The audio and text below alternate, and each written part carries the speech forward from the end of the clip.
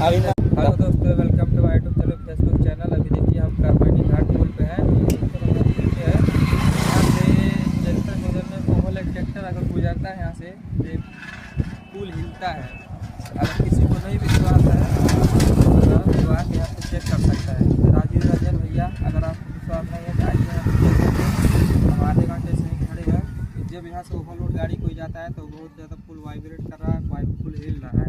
अगर किसी दोस्त को बीपी क्षेत्र के, कंपनी के क्षेत्र के, जो भी इधर का है बढ़िया सही घाट के क्षेत्र के जो भी साथी हैं, अगर नहीं विश्वास है तो यहाँ से कोई भी ओवरलोड गाड़ी जैसे ट्रैक्टर हो गया, पिकअप हो गया, जा रहा है ओवरलोड गाड़ी, तो यहाँ पे आग खड़े होकर चेक कर सकते हैं। नीचे दिखाओ, देखिए बहुत ज़्यादा वाइब्रेट कर रहा है, पूरा हिल रहा है।